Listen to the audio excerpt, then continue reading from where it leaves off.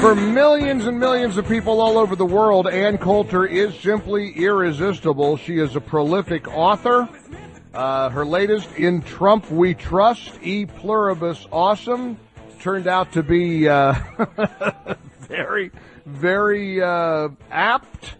Her website is AnnCoulter.com. You can follow her on Twitter at Ann Coulter. And Ann Coulter joins us on our guest line once again. When I think of all the warriors for Donald Trump, I think you're at about the top of the list.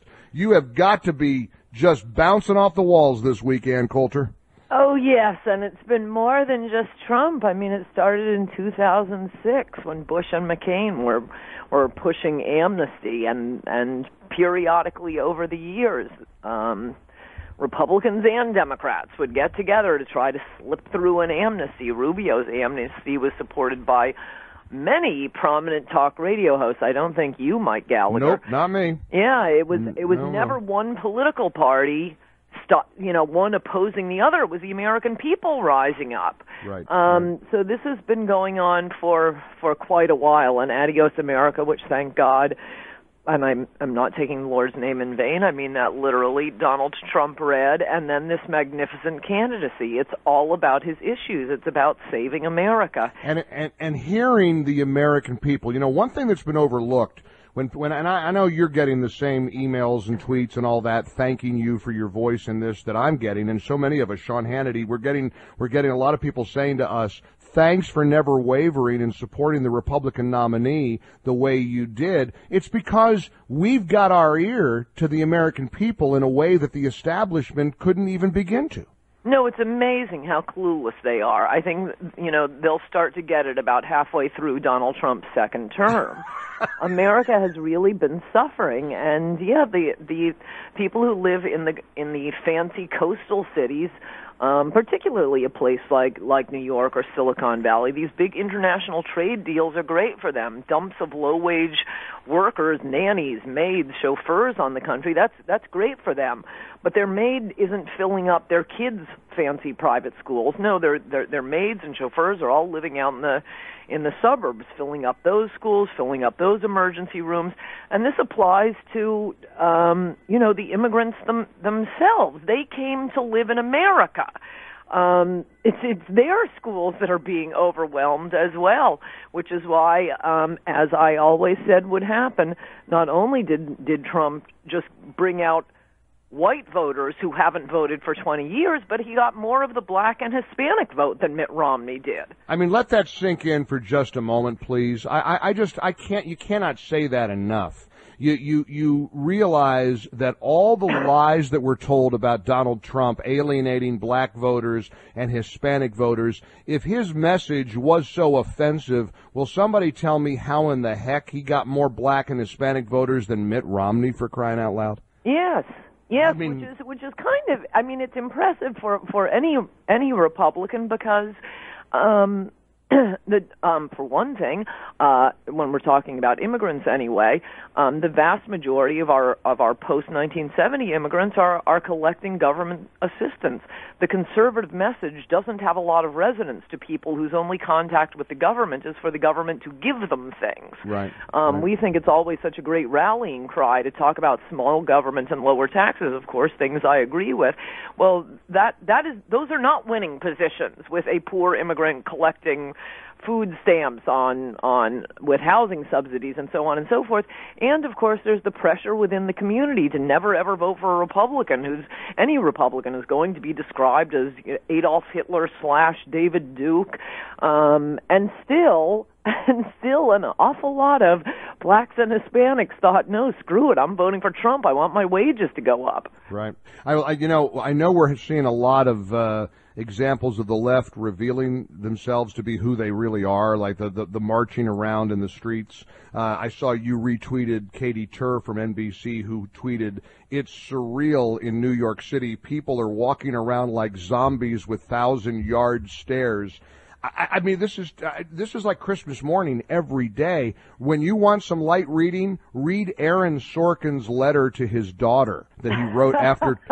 And it is the funniest thing. I mean, this. Thank you for alerting me to that. He's one of my favorites. Well, and listen, and I have to admit, I love his work. I mean, I love The West Wing. I mean, I know it's a left-leaning thing, but I love the style of writing. When you I can't stand it. I know you can't. I'm a watcher. That's why I say I love him. I know what you mean. But this, you can't take away the guy's talent. He won an Oscars or whatever. I mean, he's a prolific writer. And the letter to his daughter, where he's wailing about how I failed you as a father because I'm supposed to protect you from a pig like Donald Trump and this F and this and F and that. I mean, Ann, it's gold. It's it's so sad. I mean, doesn't it feel great to see these guys reveal themselves in the way that they really are? Like Hillary not giving the courtesy of a visit and a concession speech to her thousands of crying, weeping supporters. They're revealing themselves for what they really are. Yes, although it ended up inuring to our benefit, but I was a little testy election night I sent out a tweet saying, boy, I wish Chris Wallace had the presence of mind to ask Hillary if she'd accept the results of an election. He admitted to that. He said that. He goes, I guess I should have asked her that, too. Well, I kind of thought so at the time.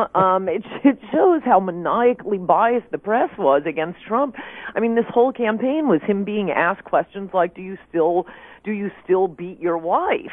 Well, why should a Republican be asked that? We don't have a long and extensive history of refusing to accept the results of an election. The Democrats do. But in any event, since they did carry on for a week about, it's a threat to democracy, he says he'll wait to see what happens, that did kind of put a lot of pressure on Hillary so she couldn't pull an Al Gore on us. You know, you said how much you can't stand Aaron Sorkin, and one of my guys that I despise is your buddy Bill Maher. Please tell me, give me a heads up, alert us when you're going to be back on with Bill Maher, so I can watch you wipe that smug, sanctimonious face with the knowledge that he was wrong and he was completely buried by the American people on this election. Because I can't wait to watch that. Well, you know what I think is going to do it. It is going to be a successful Trump presidency. A lot of this anti-Trump hysteria, I'm sure the Sorkin letter, and I think with my friend Bill Maher, it's what I write about in my book Demonic, about mobs and groupthink. It has no basis in reality. There's nothing frightening to someone, I mean, in the abstract, about to someone even like Bill Maher or Aaron Sorkin, or someone like Donald Trump. Right. He wasn't heavily religious. He wasn't getting evangelically and having raptures on stage. Yes, he's pro-life, but he likes the other work Planned Parenthood does. That's the abortion issue is the one they usually get women crying in the streets over. He has Bernie Sanders' position, at least back when I liked Bernie Sanders when he was a socialist. It was when he became a liberal that he went bad. Bernie Sanders used to say, not that long ago, last year, open borders is a Koch brothers position. It hurts the working class.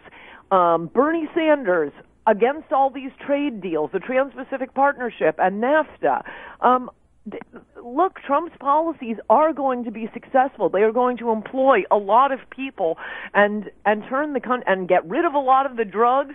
It'll take a while. We have a big fight ahead of us, but I think success is what's going to win over these hysterical ninnies. And when you say we have a big fight ahead of us, you're right. Let me tell you, now we turn to you.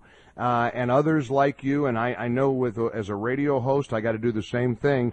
Now we got to hold their feet to the fire. Now we got to remind these Republicans in Congress, you better do what the American people expect. You better use the power of the purse. You said you're going to repeal and replace Obamacare. You say you're going to dismantle Obama's executive orders. You got to do it. And Ann, now we got to fight on behalf of the American people who trust us to hold them accountable. Yes, we do, though I will say, we got Donald Trump at the helm, and this is the first time since 1928 Republicans have had the House, the Senate, and the presidency. And it didn't even occur to me until the next day, because what I care most about is saving the country, the concept of America, right. And dealing with immigration. But, oh, my gosh, I'm one of the people who doesn't have employer-provided health care. I'm one of the 10% of Americans who has been basically completely without health care and bleeding through the nose on paying premiums. The premiums are then used to pay the health care of illegal aliens. Right. Oh, my gosh, I'm going to have health care again. And you also are going to have President-elect Donald Trump transform into President Trump, who's meeting today with President Obama in the White House. You know, Obama last week just called Trump inhuman. So I can't wait to hear how that conversation goes today.